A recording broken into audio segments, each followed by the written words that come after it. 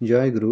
সকলকে প্রাণানন্দিত জয়গুরু। পরম দয়াল শ্রী শ্রী ঠাকুরের রাতুল চরণে প্রণাম নিবেদন করে প্রতিপ্রত্যেকের মঙ্গল কামনা করে আলোচনা শুরু করছি।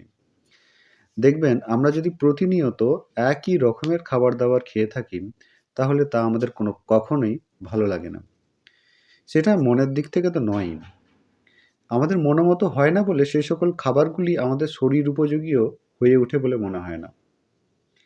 পরম দয়াল শ্রী শ্রী ঠাকুর কিন্তু আমাদের খাবার দাবারের বিষয়েও বা রান্না করা খাবার দাবারের বিষয়েও নজর দিয়েছিলেন।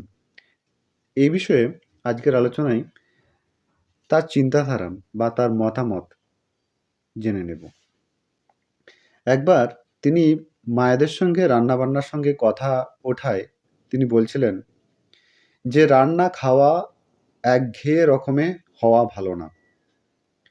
যা জোটে তার মধ্যেই রকমারি করতে হয়, তাতে মাথা খোলে, রান্নার কাজটাও আনন্দদায়ক মনে হয়। খাদ্য যদি বৈচিত্র্যপূর্ণ, স্বাদু, সহজপাচ্য ও স্বাস্থ্যকর হয়, তবে যারা খায় তাদের শরীর মনের পক্ষেও ভালো হয়। বিভিন্ন রসের ক্ষরণে সুপ্ত গুণের বিকাশেও সহায়তা হয়।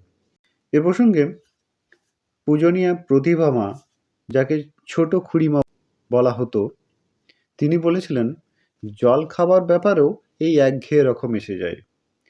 শ্রী শ্রী ঠাকুর তখন তাঁকে জানিয়েছিলেন, ওতেও মাথা খাটাতে হয়।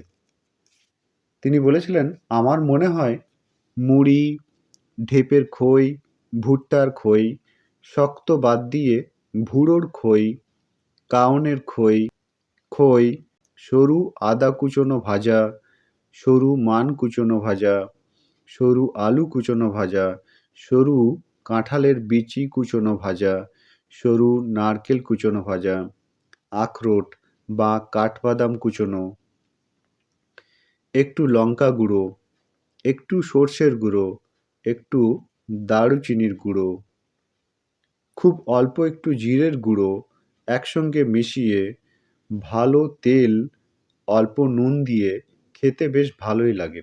শ্রী শ্রী ঠাকুরের কথাগুলি শোনার পর রানীমা বলেছিলেন, এত সব জোগাড় করাই তো কঠিন। তখন শ্রী শ্রী ঠাকুর বলেছিলেন, যেসব জিনিস সহজে জোগাড় হয় তাই দিয়েই কত রকম করা যায়, মাথা খাটাতে হয়।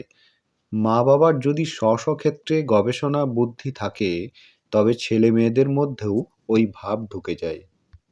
আলোচনা প্রসঙ্গে পঞ্চদশ খণ্ড, পৃষ্ঠা 4 ও 5। আপনারা সকলে ভালো থাকবেন, সুস্থ থাকবেন। সকলকে জানাই প্রাণানন্দিত জয় গুরু।